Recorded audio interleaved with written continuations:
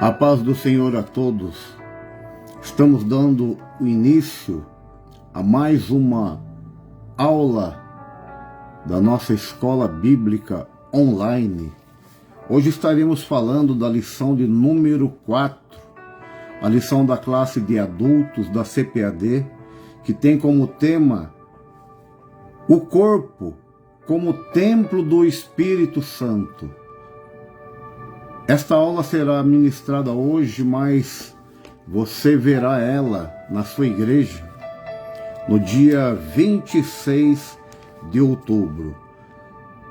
A lição desse quarto trimestre de 2025, último trimestre, ela vai tratar do corpo, a alma e o espírito, a restauração integral do ser humano para chegar à estatura completa de Cristo. Esta é a nossa lição desse quarto trimestre. E o tema de hoje, como eu já disse, o corpo como templo do Espírito Santo. O texto áureo, ele se encontra em 1 Coríntios capítulo 6, verso de número 19, que diz assim: ou não sabeis que o nosso corpo é templo do Espírito Santo, que habita em vós, proveniente de Deus, e que não sois de vós mesmos? 1 Coríntios capítulo 6, verso de número 19.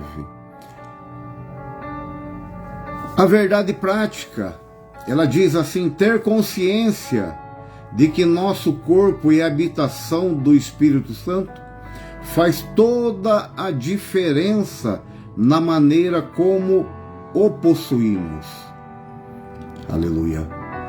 Nós vemos aqui que em 1 Coríntios capítulo 6, verso 19, Paulo está dizendo: não sabeis que o vosso corpo é templo do Espírito Santo? Esta palavra está direcionada ao povo de Corinto. Corinto, uma cidade, uma metrópole, uma cidade com um mercado muito amplo.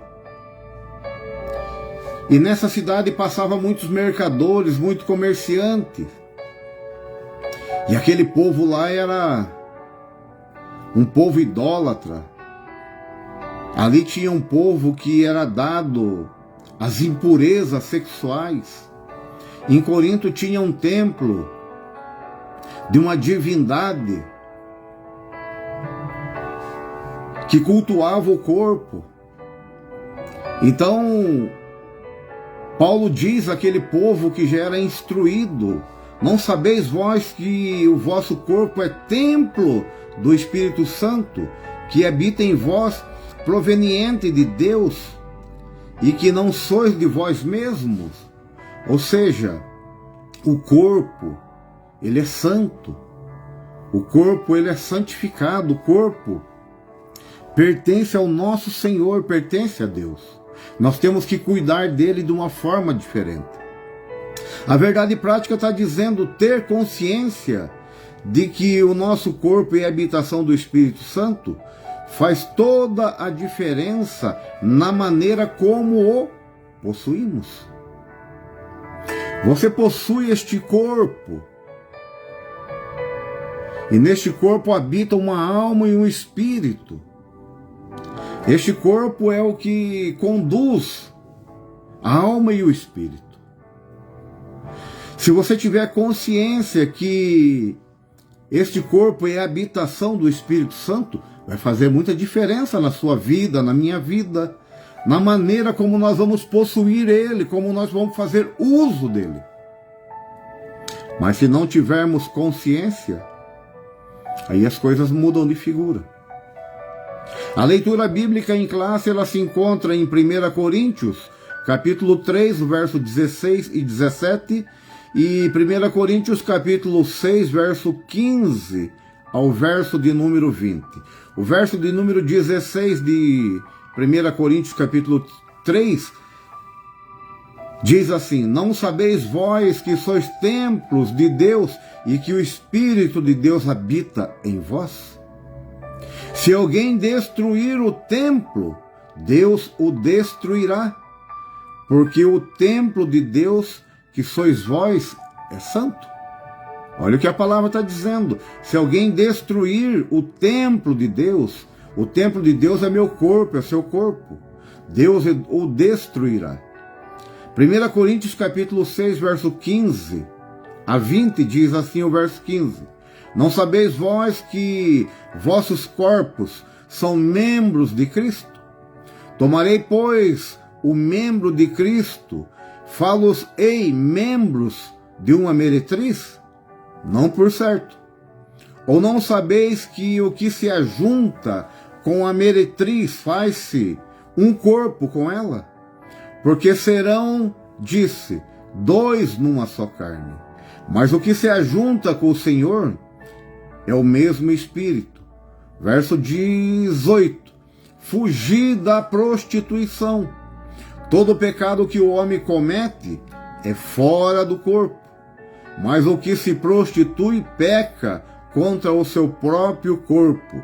Ou não sabeis que o vosso corpo é templo do Espírito Santo que habita em vós, proveniente de Deus, e que não sois de vós mesmo?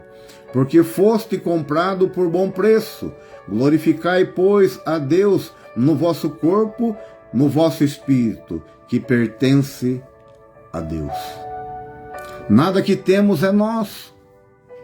Tudo pertence a Deus.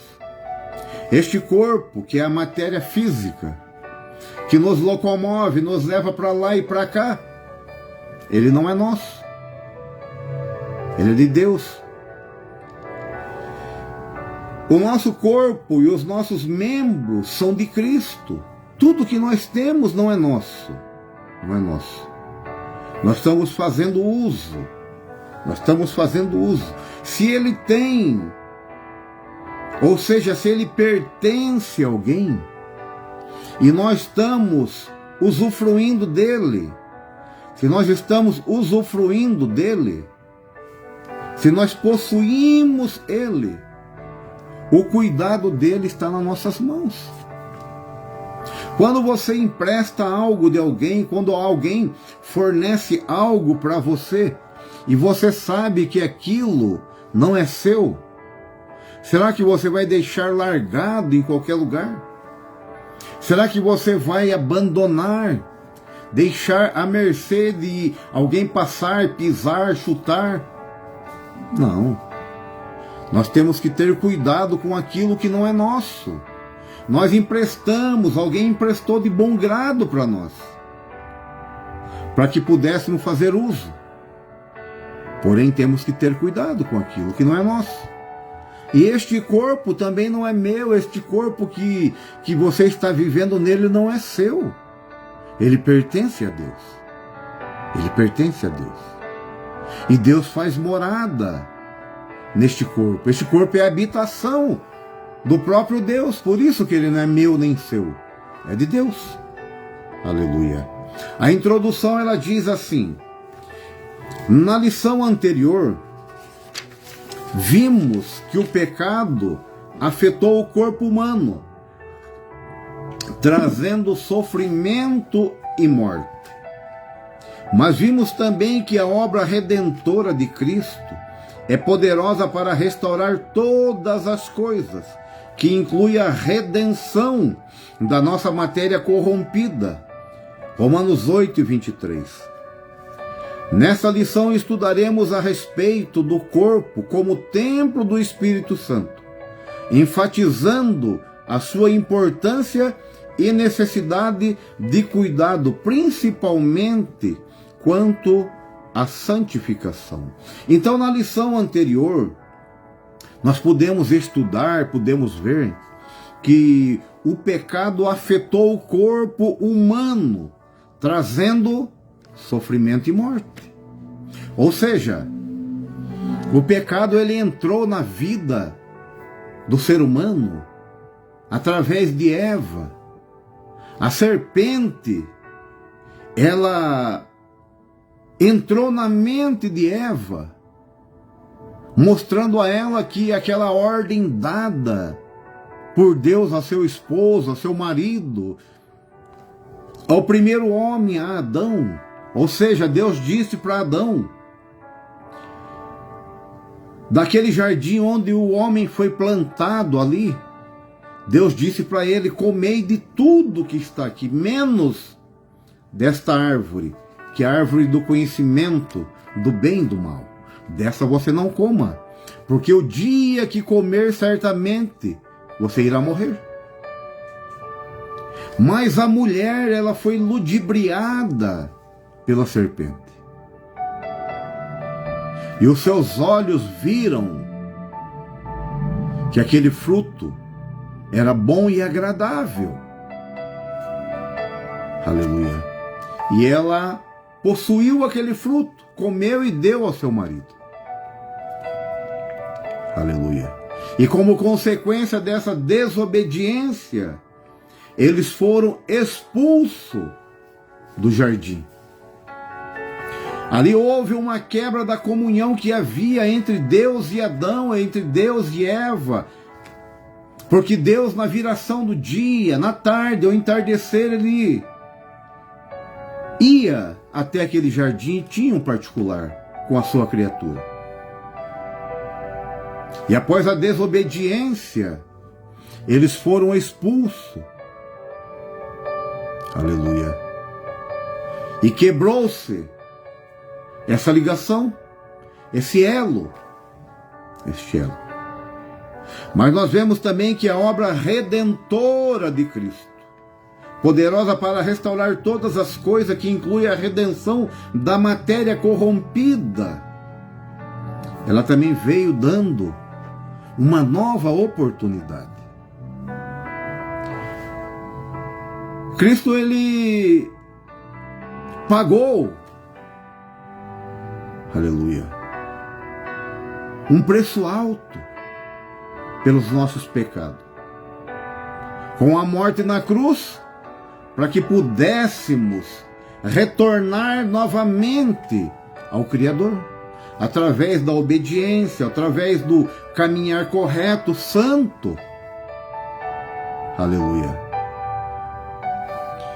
E nos colocar de volta onde nós deveríamos estar até hoje. Mas naquela ocasião perdemos e hoje estamos correndo atrás do prejuízo. Mas ainda há uma chance desta ligação entre o homem e o Criador voltar. Mas nós precisamos nos achegar a Ele. A morte espiritual, ela causa o afastamento entre o homem e Deus. O Senhor, pois, lançou fora do jardim do Éden para lavrar a terra que fora tomada. Ou seja, a partir daquele momento, Adão e Eva tiveram que cuidar de si próprio. Tinham tudo na mão ali. Tudo na mão. E Deus colocou lá anjo com espada inflamada ao redor para guardar o caminho, para guardar aquele jardim, para que o homem não voltasse mais lá. Isso foi a morte espiritual causando a separação entre o homem e Deus. Deus chega no jardim, chama por Adão, Adão não responde, porque ele caiu em si. Ele teve conhecimento do bem e do mal. E ele soube que pecou, que errou. E se escondeu. A morte física, ela vem com a degradação dos corpos. Dias vividos, doenças. Gênesis 3,19 diz assim: no suor do teu rosto comerás o teu pão, até que tornes a terra, porque dela fosse tomado, porquanto és pó, em pó tornarás. Ou seja, nós poderíamos ter uma vida eterna, abrimos mão. O primeiro homem abriu mão de tudo isso, e a morte física passou a fazer parte dos seus dia a dia. Então a obra redentora, o sacrifício de Jesus para nos dar a salvação, pegou-nos pelo nosso pecado, pagou pelo nosso pecado com a sua morte na cruz. Então a morte na cruz foi o pagamento da redenção, da obra redentora, para nos atrair de volta. Ele pagou. Aleluia. Pagou um preço alto pela minha vida, pela sua vida. A palavra-chave é templo. Você é um templo, eu sou um templo. Este corpo é um templo, é a morada de Deus, a morada do Espírito Santo. Por mais que seja temporário, mas é a morada do Espírito Santo. Então, o tópico de número 1, ele tem como tema corpo, propriedade e habitação divina. Então nós já estamos vendo aqui nesse primeiro tópico que o nosso corpo, ele é propriedade e ele é habitação divina. Se ele é propriedade é porque ele tem um dono. Se ele tem um dono é porque alguém comprou. Aleluia. E é habitação porque ele mora aqui dentro. Ele mora em nós. Ele mora em nós. O subtópico de número 1, comprado e selado. Ou seja, nós fomos adquiridos e autenticado e selado como forma de garantia, dando garantia daquela compra. Aleluia. Então nós somos propriedade de Cristo, comprado e selado. Assim como o corpo, o espírito e a alma, assim como o espírito e a alma, nosso corpo também foi comprado por Cristo e tem o selo do Espírito Santo. Isso nos torna propriedade de Deus em todos os aspectos, inclusive no físico, que é literalmente templo e santuário. Como Jesus prometeu aos discípulos: e eu rogarei ao Pai, e Ele vos dará outro Consolador, para que fique convosco para sempre.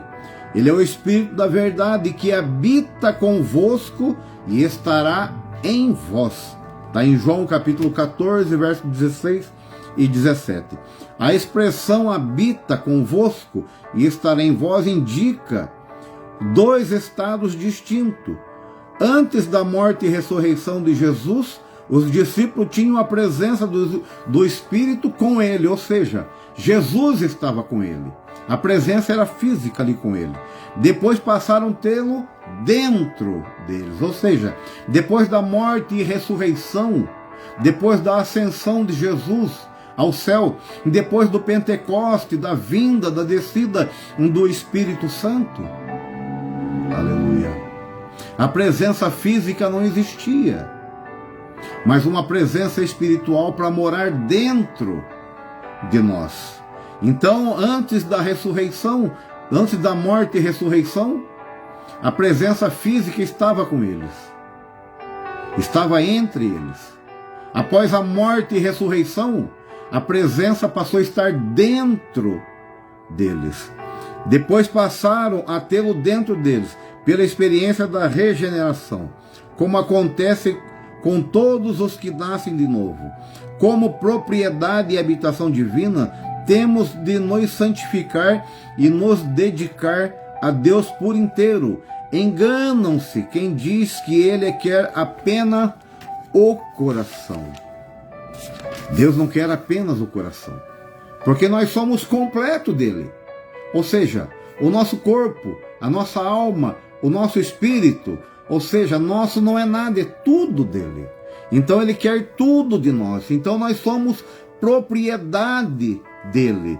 Ou seja, ele nos comprou, ele tem posse da nossa vida, do nosso corpo. 1 Pedro capítulo 1, verso 18 e 19 diz assim: sabendo que não foi com coisas corruptíveis, como ouro ou prata, que foste resgatado da vossa vã maneira de viver, que por tradição recebeste de vossos pais, mas com o precioso sangue de Cristo, como de um cordeiro imaculado, ou seja, sem mancha, sem contaminação. Aleluia. Com o sangue de Cristo, nós fomos comprados. Não foi com ouro nem com prata, não foi com dólar nem com euros, mas foi com o seu próprio sangue. O mercado da compra foi a cruz, foi na cruz que ele comprou. Foi na cruz que nós fomos comprados por ele. Ou seja, ele se entregou por nós. Ele se fez pecador pelas nossas vidas. Aleluia. Para que nós tivéssemos vida. E a moeda que ele usou para pagar esta compra foi o seu próprio sangue derramado no madeiro. Aleluia. O próprio sangue dele derramado no madeiro foi o que pagou. Aleluia. E a nossa redenção está aí. A compra feita. Aleluia. Fomos comprados na cruz e fomos pagos a preço de sangue. Aleluia. Também somos marcados como posse, ou seja, somos selados, e quem nos vê logo conhece. Quem nos vê logo vê a diferença na nossa vida, pode perceber quem éramos e fazer uma avaliação de quem somos e ver a diferença. Aleluia. Porque nós fomos marcados como posse. Nós temos a marca da posse. Ele nos comprou e nos marcou. Aleluia. E quem nos vê nos conhece. Olha o que diz Efésios 1:13. E quem também vós estáis depois que ouviste esta palavra da verdade. Em quem também vós estáis depois de ouvir estas palavras da verdade, o evangelho da vossa salvação. E tendo nele crido, foste selado com o Espírito da promessa. Aleluia. Nós fomos selados, mas aquele que creu nele, aquele que ouviu a palavra, aquele que aceitou este evangelho da salvação, aquele que creu, este foi selado, aleluia, com o Espírito Santo da promessa. Esse é o selo de garantia, é a garantia da compra, aleluia. Este selo não vai estar na vida de qualquer pessoa, mas esse selo ele vai estar na vida daquele que foi comprado, aleluia, por um alto preço. É esse que recebe o selo de garantia, aleluia. É esse que recebe o selo de garantia. Muitos estão por aí se achando que foram comprados, mas pela vida que estão vivendo, eles não foram selados. Ele não tem esse selo de garantia. Ele não tem o Espírito Santo dentro dele. Aleluia. Porque a casa dele, esta casa, não está digna para a morada. Só recebe esse selo de garantia aquele que tem uma casa. E esta casa está preparada para receber o Espírito Santo, para ser habitação do Espírito Santo. Aleluia. Existem muitas casas. Aleluia. Você é uma casa. Nós somos uma casa. Mas entre uma casa e uma habitação tem diferença. Porque a casa é apenas a construção. A habitação, ela diz respeito a quem mora dentro. E eu pergunto, quem é que mora dentro desta casa? Quem é que está habitando? Aleluia. Se você estiver selado, É porque o Espírito Santo mora dentro desta casa, ele fez habitação. Mas se você não estiver selado, o Espírito Santo não mora nessa habitação. Está faltando alguma coisa. Então, antes da morte e ressurreição, os discípulos tinham a presença do Espírito Santo com eles. E depois da morte e ressurreição, passaram a ter dentro deles. Essa é a diferença entre uma situação e outra, ou seja, antes da morte e ressurreição e após a morte e ressurreição. Então, a partir depois da morte, o Espírito Santo ele passou a morar dentro de nós. O subtópico de número 2, ele vem num tom de uma advertência.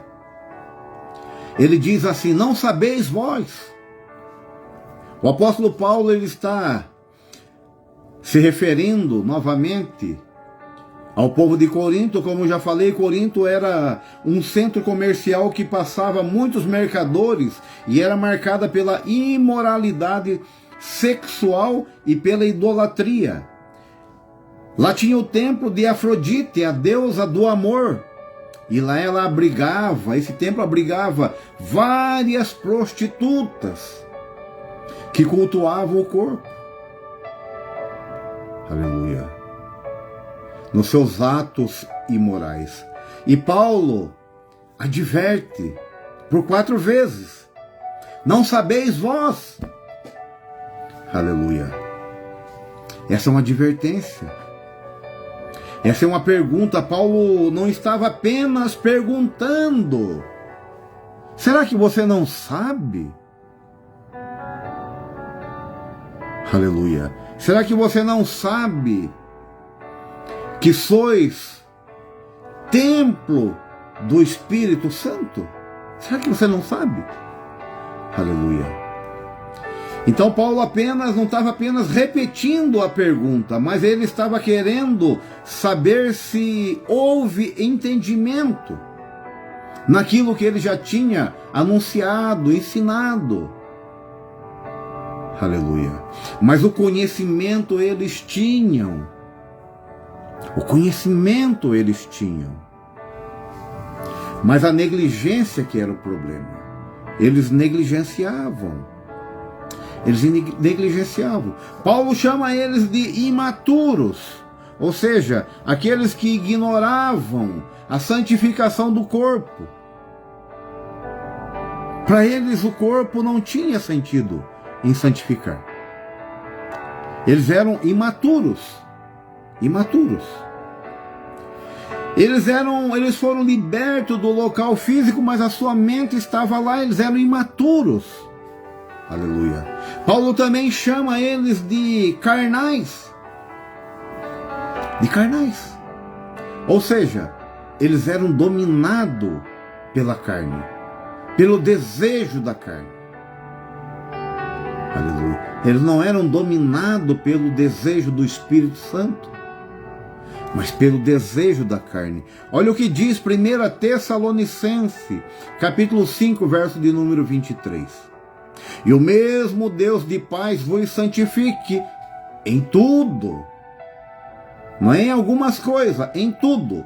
E todo o vosso espírito, alma e corpo sejam plenamente conservados irrepreensíveis para a vinda do nosso Senhor Jesus Cristo. Então Paulo, quando ele diz para aquele povo: não sabeis vós, é uma advertência a respeito deste verso de 1 Tessalonicenses. Aleluia. Aquele povo, ele agia de uma forma diferente. Ele não estava completo. Ele tinha umas atitudes parciais. Aleluia. Então Paulo diz: não sabeis vós que sois templo do Espírito Santo e que Deus habita em vós? Que atitude é essa que você toma tendo Deus habitando em vós? Então que nós possamos conservar irrepreensíveis o nosso espírito, a nossa alma e o nosso corpo. Aleluia. Para a vinda do nosso Senhor Jesus Cristo. Então essa foi a advertência de Paulo, aquele povo que vivia de uma forma errada. Uma forma errada. Paulo chama ele de imaturos. Ok, vou me esforçar para fazer melhor. Chama ele de imaturo e de carnais. Aleluia. Porque eles não andavam na direção do Espírito Santo. O subtópico de número 3, ele diz sobre propriedade e domínio. Propriedade e domínio, ou seja, ter dono e ser controlado. O nosso corpo, ele tem um dono e tem um controle sobre ele. Tem um controle sobre ele. Então ele é propriedade de Deus e controlado por Deus. É para ser dessa forma. É para ser dessa forma. Vamos ver o que diz o subtópico do número 3. Propriedade e domínio. O detentor dessa propriedade deve ter também o domínio. Se pertencemos ao Espírito, devemos viver sobre o seu domínio. Como enfatiza Paulo, o nosso corpo é para o Senhor, não para as impurezas. Somos membros de Cristo, templo do Deus vivente. Por isso o pecado contra o corpo ofende gravemente a santidade de Deus e produz terríveis sofrimentos. Quando isso acontece, somente um profundo arrependimento e sinceras confissões conduzem a uma verdadeira e completa cura e restauração. Então, o nosso corpo, ele é propriedade de Deus. E o domínio dele tem que estar na mão de Deus. Tem que estar na mão de Deus. 1 Coríntios, capítulo 6 e 13. Nosso corpo é para o Senhor. O nosso corpo é para Ele. O nosso corpo é para Ele. Olha o que diz 1 Coríntios, capítulo 6 e 13. Os alimentos são para o estômago. O estômago para os alimentos. Ou seja, Deus criou os alimentos para que nós ingeríssemos e ele fosse direto ao estômago. E Deus criou o estômago para receber os alimentos. Deus, porém, aniquilará tanto um como o outro. Se acabará tanto o alimento como o estômago. Mas o corpo não é para a fornicação. O corpo não é para o adultério. O corpo não é para as relações fora do casamento. Aleluia. Mas o corpo não é para a fornicação, senão para o Senhor, e o Senhor, ele é para o nosso corpo. Aleluia. Então este corpo aqui, ele foi feito para Deus. Para adorar a Deus, para louvar a Deus, para engrandecer a Deus, para adoração. Com ele nós adoramos a Deus. Foi para isso que fomos criados. Foi para isso que fomos criados à imagem e semelhança dele. Para adorar a ele. Para ser um adorador. Deus não criou o homem para que ele fizesse algo para ele próprio. Mas que nós adorássemos ao Criador como criatura. Como criatura. Então, mas o corpo não é para a fornicação, senão para o Senhor. E o Senhor, ele é para o nosso corpo. Ou seja, ele habita em nós. É para habitar em nós. Ele tem que habitar em nós. Mas para que o Senhor habite em nós, aleluia, esta casa, chamado corpo, ela tem que estar limpa para ser uma habitação. E essa habitação tem que ser a habitação do Espírito Santo. Aleluia. Caso contrário, ela não vai servir a Deus. 1 Pedro capítulo 1, verso 18 e 19 diz que nós fomos comprados com alto preço, como eu já disse no subtópico anterior, tópico anterior. Fomos comprados com sangue, sabendo que não foi com coisas corruptíveis como ouro ou prata que fosses resgatado, fosse comprado da vossa vã maneira de viver, que por tradição recebeste do vosso Pai, mas como o precioso sangue, como de um cordeiro imaculado e incontaminado. Então nós fomos comprados, por isso ele tem que ter o domínio sobre a nossa vida, porque ele nos comprou com alto preço.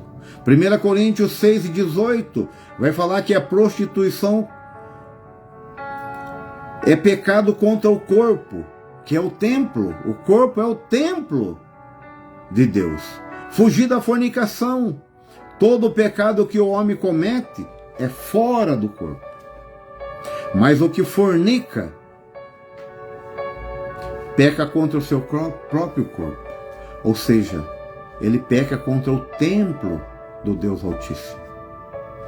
Aleluia. Então esse é o subtópico de número 3. Propriedade e domínio. Então o que fornica, ele peca contra o próprio corpo. E o corpo, ele é morada de Deus. É morada do Espírito Santo. Não sabeis vós? Aleluia. Advertência de Paulo. Não sabeis vós, aleluia, que sois templo de Deus e o Espírito de Deus habita em vós? Mas quem fornica, peca contra o templo, contra a habitação de Deus. O que pode esperar um homem, uma mulher, num estado desse, numa situação dessa? O que pode esperar? Aleluia. O tópico de número 2 vai falar sobre o corpo como o tabernáculo. O corpo como o tabernáculo. O corpo é a morada de Deus.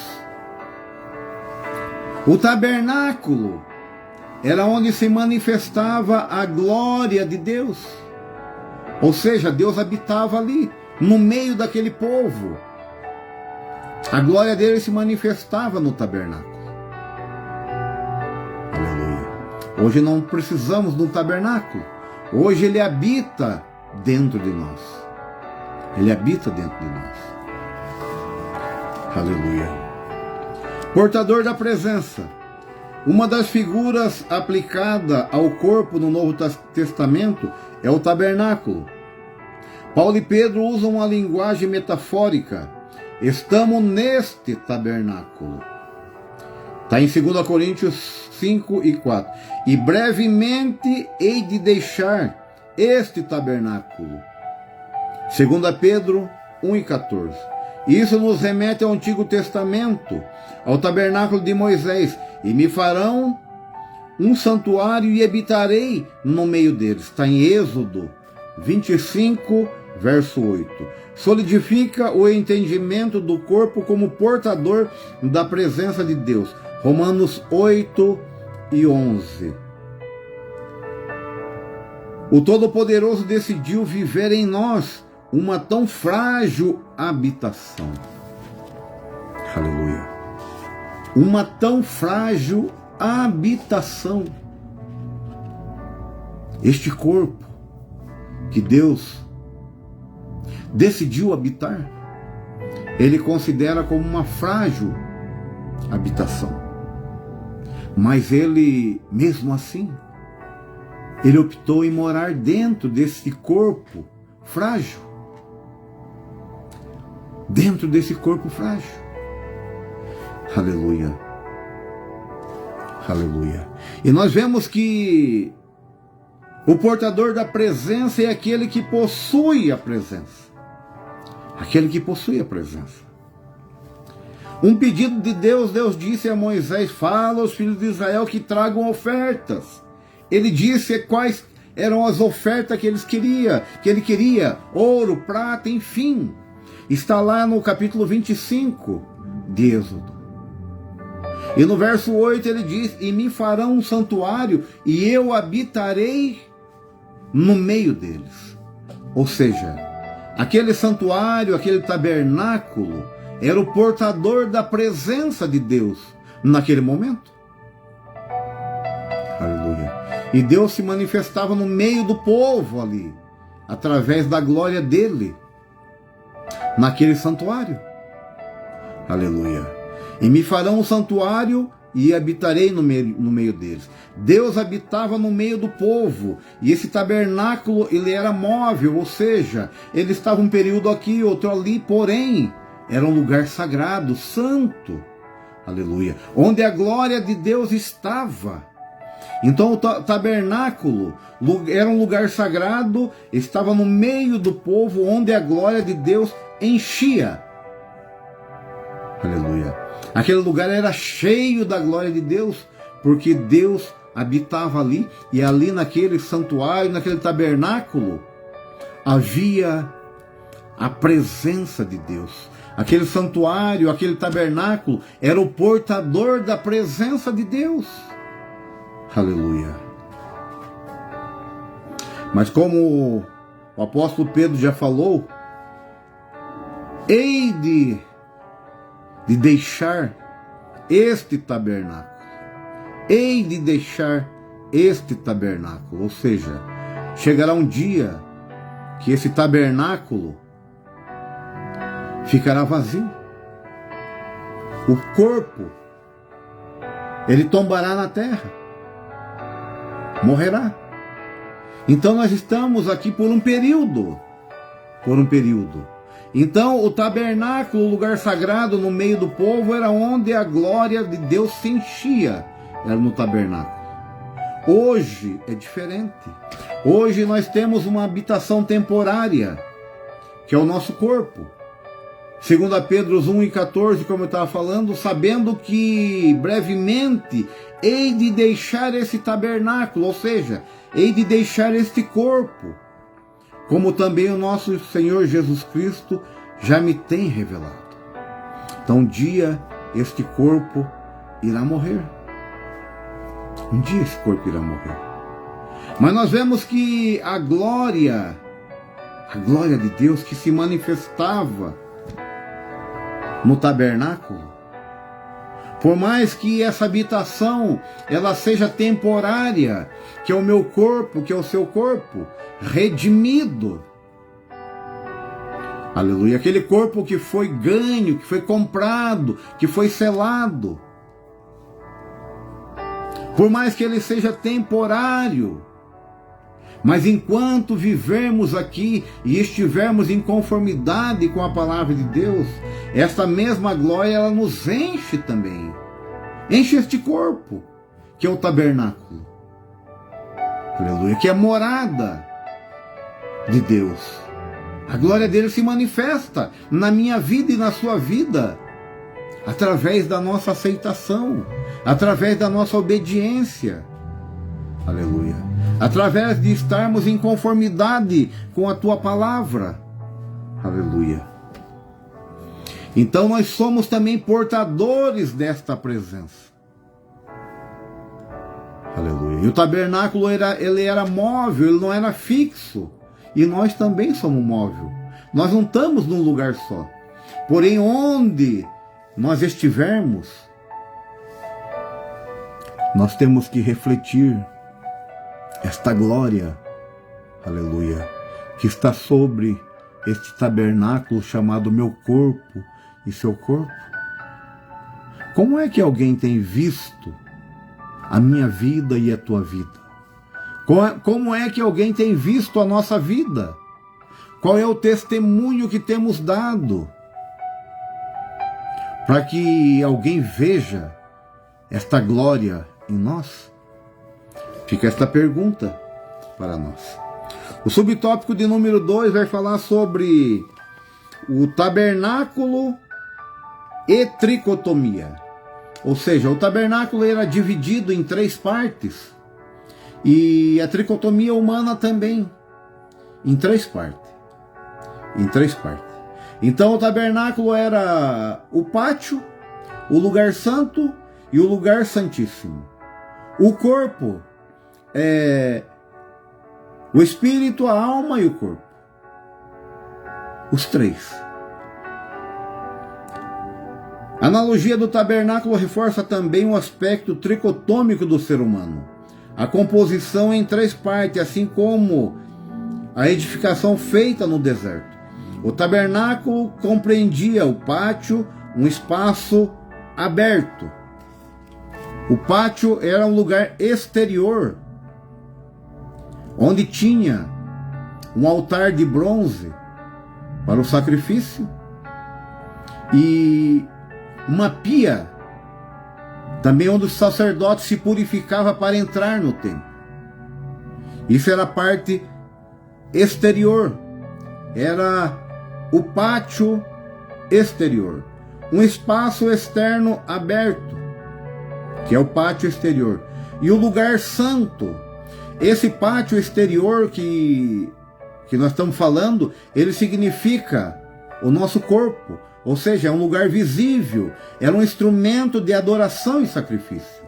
Então, nesse altar do sacrifício, o povo israelita levava lá o seu sacrifício, oferecia o seu sacrifício. Então é visto como o corpo no lugar visível, um instrumento de adoração e sacrifício. O lugar santo e o lugar santíssimo, um espaço interno único, coberto, separado por apenas um véu, que lembra a tênue divisão entre a alma e o espírito. Quando o tabernáculo foi levantado, a glória do Senhor encheu completamente. Assim é a presença do Espírito Santo na vida do crente. Enche em sua integralidade, corpo, alma e espírito. Isso se torna ainda mais evidente na gloriosa experiências pentecostais. A descida do Espírito Santo, o mover do Espírito Santo. Nós vemos essas experiências. Então, o pátio exterior é o lugar onde estava o altar de bronze, que era o altar do sacrifício, e a pia, aleluia, onde o sacerdote se purificava para entrar no templo.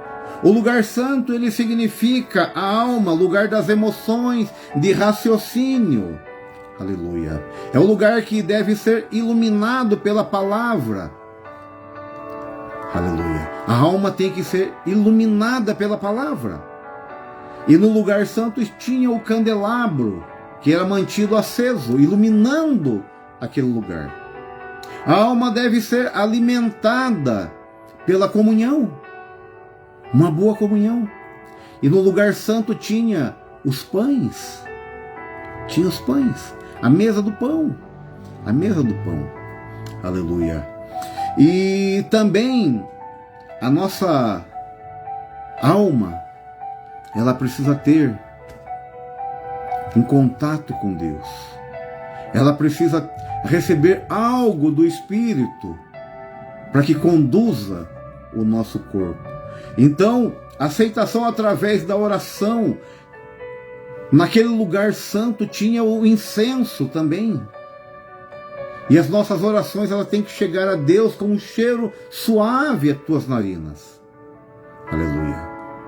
Então, o lugar santo significa para nós a nossa alma, o lugar das emoções, o lugar dos raciocínios, o lugar para nós sabermos aquilo que queremos.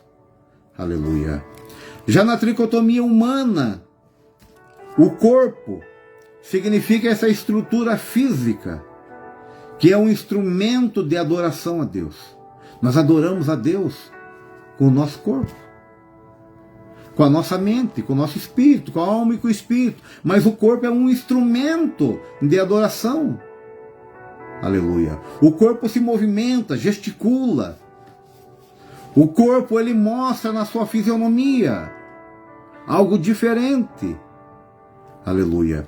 Então a estrutura física é um instrumento de adoração, que é o nosso corpo. A nossa alma é a sede de todas as nossas emoções, a nossa mente, onde está o nosso raciocínio. E o espírito é aquele que tem contato, uma ligação com Deus. Aleluia. É aquele que está em comunicação com Deus. Aleluia.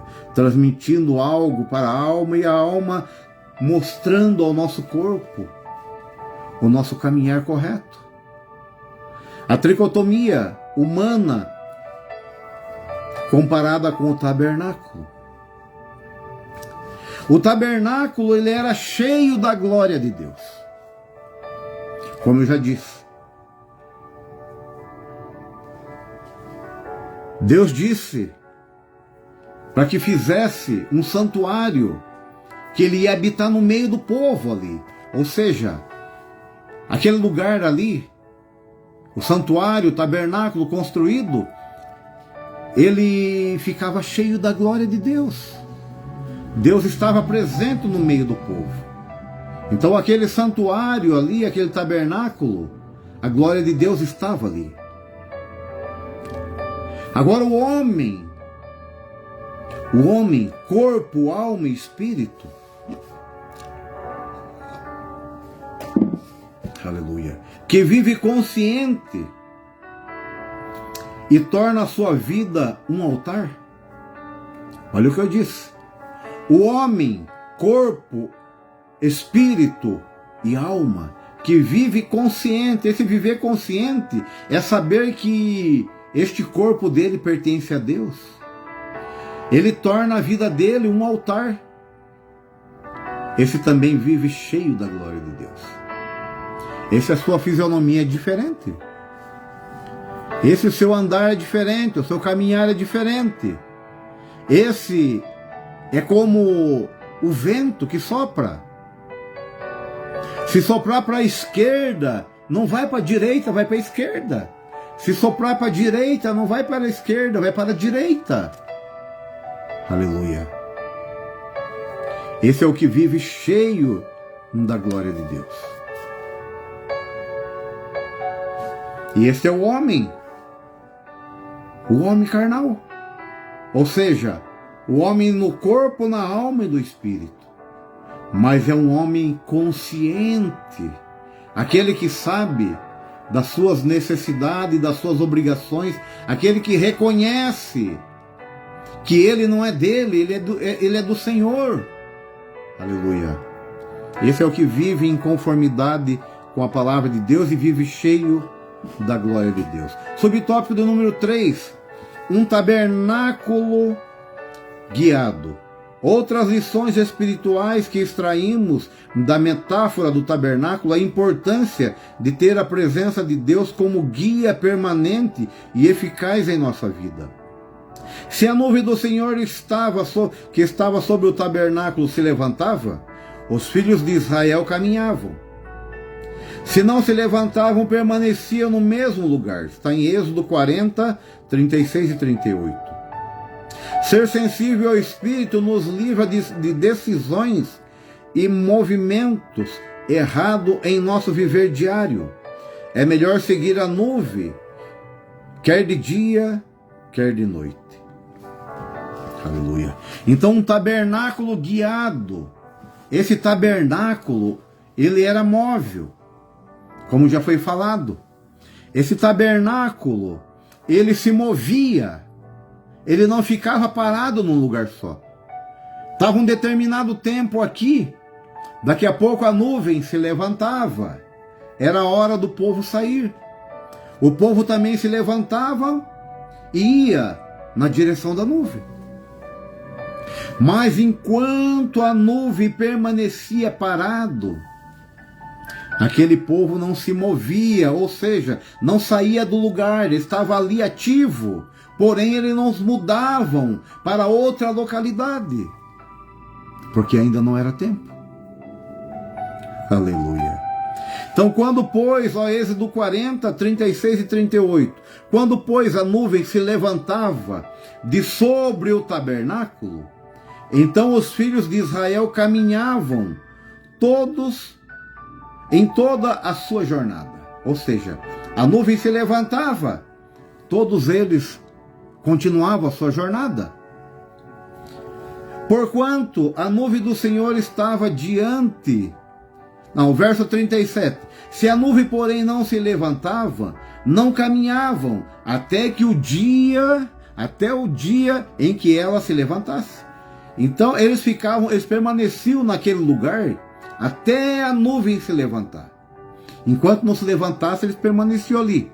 Porquanto a nuvem do Senhor estava de dia sobre o tabernáculo e o fogo estava de noite sobre eles. Ou seja, aquela nuvem era uma proteção contra a insolação, contra o calor do deserto, e à noite, aquela coluna de fogo era uma proteção contra o frio do deserto. Esses dois extremos do deserto, o calor durante o dia e o frio durante a noite. Perante os olhos de toda a casa de Israel e toda a sua jornada. Ou seja, porquanto a nuvem do Senhor estava de dia sobre o tabernáculo e o fogo à noite sobre ele, perante os olhos de toda a casa de Israel. Ou seja, toda a casa de Israel, todo aquele povo via aquela nuvem protegendo, e todos eles viam aquela coluna de fogo aquecendo eles. Aleluia. Então a nuvem, ela era a presença de Deus. A nuvem era a autorização para se movimentar, para sair. Aleluia. Bem entendido. A nuvem era um sinal de quando ela levantava, era hora de prosseguir. Quando ela baixava, parava, era hora de parar. Será que nós somos assim? Dirigido pelo Espírito Santo? A hora que Ele manda nós irmos, será que vamos? A hora que Ele manda nós ficarmos, será que ficamos ou avançamos? Aleluia. A nuvem era a presença de Deus. Romanos 8:14 diz assim: porque todos os que são guiados pelo Espírito de Deus, todos os que são guiados pela nuvem, esses são filhos de Deus. Mas e aqueles que não são guiados? Esses não são filhos de Deus. Você sabe de quem ele é filho? Não preciso falar. O tópico de número 3, ele vai falar sobre o cuidado do templo do Espírito. Ou seja, cuidando do templo do Espírito, cuidando desse templo. O templo do Espírito sou eu no meu corpo. O templo do Espírito é você neste corpo. E como você está cuidando do templo do Espírito que é o seu corpo? Como que eu estou cuidando do templo do Espírito que é meu corpo? O subtópico de número 1 diz assim: fugir da prostituição. O substantivo grego porneia, traduzido como prostituição em 1 Coríntios capítulo 6 e verso de número 18, o que diz 1 Coríntios 6 e 18, que está na nossa leitura bíblica? Fugir da prostituição. Todo pecado que o homem comete é fora do corpo, mas o que se prostitui peca contra o seu próprio corpo, ou seja, peca contra a morada de Deus. Traduzido como prostituição em 1 Coríntios 6 e 18, tem um significado amplo, referindo-se à impureza ou à imoralidade sexual. No sentido geral, toda a prática sexual fora do casamento está abarcada nessa expressão, ao usar o verbo fugir na voz ativa, felgo, fugir de ou para longe. Paulo aponta para a necessidade de ações concretas que nos ponham a salvo dos terríveis malefícios das impurezas sexuais, o que pelo cuidado com os olhos, ou que vemos e como vemos, determina se o nosso corpo está cheio de luz ou trevas. Como nós olhamos, enxergamos, como nós olhamos e vemos. Olhar é você passar uma vista. Isso que eu estou fazendo aqui, me movimentando aqui, eu estou olhando o lugar onde eu estou. Estou olhando. Mas quando eu paro em direção a algo, eu já não estou olhando, já estou vendo. Já estou vendo. Então, aquilo que eu estou vendo é o que vai determinar se o meu corpo está cheio de luz ou treva. Ou seja, aquilo que eu vi vai atrair para a minha mente? O que vai trazer para a minha mente? Qual é a informação daquilo que eu vi que vai trazer à minha mente? A minha mente vai processar aquilo que eu vi. E se ela colocar esse processamento no meu coração, se eu deixar descer até o meu coração, as coisas podem tomar um rumo diferente. Pode tomar rumo diferente. Além dos nefastos efeitos espirituais, o pecado sexual produz graves consequências físicas e mentais. A pornografia, por exemplo, tem se tornado um vício altamente destrutivo. O alerta divino é imperativo e radical. Fugir. Fugir. Aleluia. Então o subtópico de número 1 é fugir da prostituição. Ou seja, afastar-se. Afastar-se. Não é você confrontar ele, não é você ir de encontro a ele, mostrar força com ele. Não. A palavra diz assim: resistir ao diabo e ele fugirá de vós. Resistir. Mas da mulher que tem os seus intentos malignos, não resista, fuja. Fuja. Então, afastar-se e não confrontar. Aleluia. 1 Coríntios 6:18, que está na leitura bíblica, né, que eu já li, né? Fugir da prostituição e o pecado. Quem comete o pecado da prostituição está cometendo pecado contra o seu próprio corpo. Ou seja, contra a morada do Deus Altíssimo. E as consequências vêm imediato.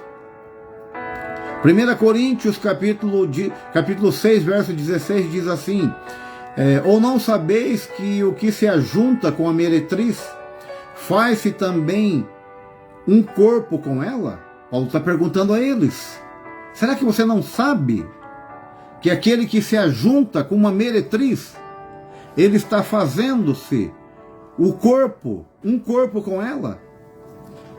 Porque diz, serão dois numa só carne. Então aí nós começamos a ver que o corpo começa a sentir o peso desse pecado.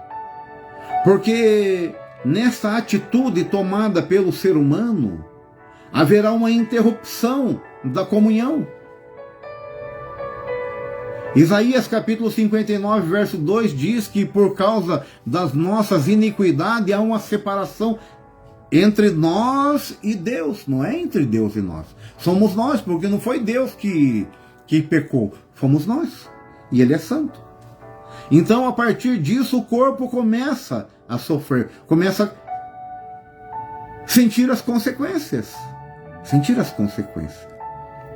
Aleluia. 1 Coríntios 6, o verso 17 diz assim: mas o que se ajunta ao Senhor, com o Senhor é o mesmo Espírito. Aleluia. Ou seja, O espírito não sofre.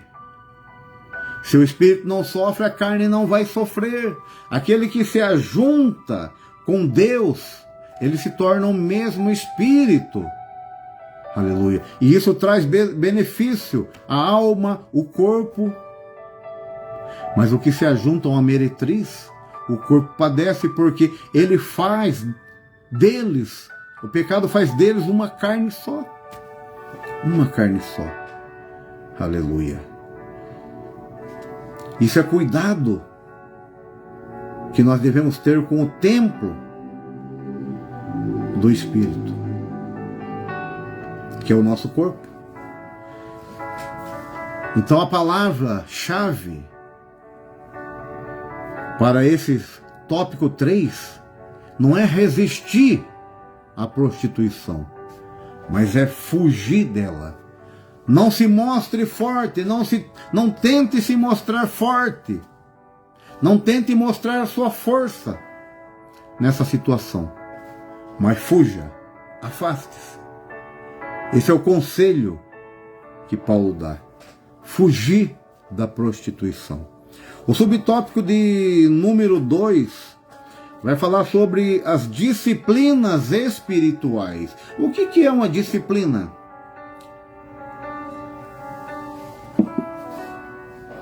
A disciplina é um modo de agir, é uma regra de conduta, de comportamento que nós devemos seguir. As disciplinas espirituais, elas estão ligadas a jejum, a oração, são disciplinas. Se nós falharmos nisso, na consagração, o corpo ele padece. Ele sente, porque falta o alimento para ele, falta alimento para ele. Disciplinas espirituais, para uma vida espiritual plena, como o templo do Espírito Santo, não basta que os membros do corpo deixem de ser instrumento do pecado, é preciso apresentá-lo a Deus como instrumento de justiça. Tem Romanos 6, verso 12 e 13. E culto em sacrifício vivo, santo e agradável a Deus, que está em Romanos 12 e 1. Por meio do corpo que praticamos as mais importantes disciplinas da nossa vida espiritual, como o jejum e a oração. E o estudo da palavra de Deus são fundamentais para uma contínua e fluente agência do Espírito de Deus no nosso interior. Então, uma das disciplinas espirituais são o jejum e a oração. E a prática dessa disciplina traz benefícios para o nosso corpo, para a nossa vida, para a nossa vida espiritual. É por meio do corpo que praticamos as mais importantes disciplinas. Através desse corpo, é este corpo que vai jejuar. Aleluia. É este corpo que vai jejuar. A alma não vai jejuar. O corpo que vai jejuar. É eu que vou me abster de algo em sacrifício. É eu que vou deixar de me alimentar, eu vou deixar fazer isso ou aquilo em sacrifício. É este corpo que vai se sacrificar. Aleluia. Então a disciplina é um modo de agir. Romanos 6 e 13 diz assim: nem tampouco apresentei os vossos membros ao pecado por instrumento de iniquidade, mas apresentai-vos a Deus como vivo dentre os mortos. Aleluia. E os vossos membros a Deus como instrumento de justiça. Então Paulo está dizendo aqui aos romanos: nem tampouco apresentei os vossos membros ao pecado por instrumento de iniquidade, mas apresentai-vos a ele, a Deus. Apresente o seu corpo a Deus. Este corpo, ele tem que servir a Deus. Este corpo não é para servir ao pecado. Aleluia. Este corpo é para servir ao Deus vivo. Aleluia. Através da nossa adoração. através do nosso sacrifício, através do nosso jejum, através da nossa oração, através da nossa meditação na palavra de Deus. Aleluia. O jejum, ele sacrifica a carne. Aleluia. A leitura da palavra de Deus alimenta a nossa alma. Aleluia. E a nossa oração, ela traz uma comunicação entre o nosso espírito, entre o Espírito e Deus. Aleluia. Essas são as disciplinas espirituais que nós temos que praticar. Aleluia. Subtópico de número 3, para nós encerrarmos a nossa aula online. Disciplinas corporais. Nós falamos da disciplina espiritual, agora vamos falar da disciplina corporal, a disciplina deste corpo, que é o meu físico, que é o seu físico. É um contrassenso ter o corpo como o templo do Espírito Santo e tratá-lo sem devido cuidado. Dentre esses cuidados estão a quantidade e qualidade da nossa alimentação. Quantidade e qualidade da nossa alimentação. Às vezes se afirma em um tom jocoso que o crente não bebe, mas come muito. Mas seria reflexo da falta de moderação de alguns? Além do aspecto alimentar, descanso, especialmente o sono, exercício físico também são importantes, cuidado para o corpo e mente. Cabe-nos também fazer o uso regular dos meios preventivos e curativos disponíveis, ou seja, medicamento, médico, procurar recurso para o nosso corpo. Devemos cuidar do nosso corpo. Devemos cuidar do nosso corpo, porque, como já falei, é com este corpo que nós adoramos a Deus. É com este corpo que somos instrumentos usados por Deus. É este corpo que sai daqui e vai ali fazer o bem a alguém. É este corpo que sai daqui que vai ali evangelizar alguém. Aleluia. Devemos cuidar deste corpo. Olha o que diz em 1 João, capítulo 1, verso 2. Amado, desejo que te vá bem em todas as coisas e que tenha saúde, assim como bem vai a tua alma. Então, o apóstolo João, ele está dizendo que todas as coisas precisam ir bem. Todas as coisas precisam ir bem na nossa vida. Ele não é 1 João, ela é 3 João, capítulo 1, verso de número 2. É a terceira epístola de João, capítulo 1 e verso 2. Amado, desejo que te vá bem em todas as coisas e que tenha saúde, assim como bem vai a tua alma. Então você precisa ter saúde. Nós precisamos estar bem para fazer a obra de Deus. Salmo 127 diz assim, 127, o verso 2. Inútil vos será levantar de madrugada e repousar tarde. Inútil será levantar de madrugada e repousar tarde. Comer o pão de dores, assim dá eles aos seus amados o sono. Então o salmista está dizendo que inútil será para nós levantarmos de madrugada e repousarmos tarde da noite. O que nós aproveitamos? A nossa vida virou em trabalho. Em trabalho. O desejo de conquista, o descontentamento com aquilo que temos nos leva a cargas horárias excessivas. E com isso a família vai ficando de lado. Com isso, o próprio Deus, que é o principal na nossa vida, vai ficando de lado. Aleluia. Inútil vos será levantar de madrugada e repousar à tarde. 1 Coríntios capítulo 9, verso 23 e 25, para nós encerrarmos.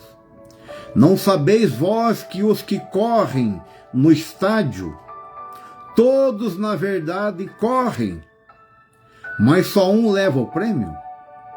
Correi de tal maneira que o alcancei. E todo aquele que luta, de tudo se abstém. Eles fazem para alcançar uma coroa corruptível, nós, porém, uma incorruptível. Este verso, vamos ligar ele ao Salmo 127, verso 2. Salmo 127, ele diz assim: inútil vos será levantar de madrugada e repousar tarde. É inútil. Porque a nossa vida, ela se transforma em trabalho sem tempo para nada. 1 Coríntios, o 9, 23 a 25. No 25 diz assim: e todo aquele que luta se abstém. Ou seja, eles fazem para alcançar uma coroa corruptível. Então aquele a qual Paulo está dizendo aos coríntios: não sabeis vós que os que correm no estádio, todos na verdade correm, mas só um leva o prêmio? Correi de tal maneira que eu alcancei. E todo aquele que luta se abstém, ou seja, eles se afastam de muitas coisas que vão ser prejudicial à conquista deles. E qual é a conquista desses corredores? É uma coroa incorruptível, ou seja, uma coroa corruptível, aquela que o tempo vai desfazer ela, mas ele se abstém de algo para alcançar aquela. Mas essa coroa não interessa para nós. Para nós interessa a coroa incorruptível, aquela que não acaba-se nunca. Aleluia. Mas para isso nós devemos ter uma disciplina corporal. Nós devemos se abster de algumas coisas. Essas coisas que vão desagradar a Deus, essas coisas que vão comprometer o templo do Espírito Santo que somos nós. Então que nós venhamos nos abster de tudo aquilo que desagrada a Deus e prejudica esse corpo como templo e morada do Espírito Santo. Amém? Essa foi o subtópico de número 3, disciplina corporais, que é o último subtópico desta lição. A conclusão diz assim: corpo e mente saudável nos torna mais dispostos a adorar e servir a Deus. Que vivamos de maneira sábia e equilibrada, como templo do Espírito. Um elevado privilégio, fruto da graça de Deus em Cristo Jesus. Amém? Que vivamos de maneira sábia e equilibrada como templo do Espírito. Só assim nós alcançaremos a coroa incorruptível. Amém? Deus abençoe a tua vida e que numa próxima oportunidade nós possamos estar de volta com a nossa escola bíblica online, com a próxima lição, que é a lição de número 5, a alma, a natureza imaterial do ser humano. A material é o corpo e a imaterial é a alma. Amém? Deus abençoe a todos. Te espero na próxima semana para mais uma aula e que o Espírito Santo possa iluminar a nossa mente através desse ensino. Deus abençoe a todos.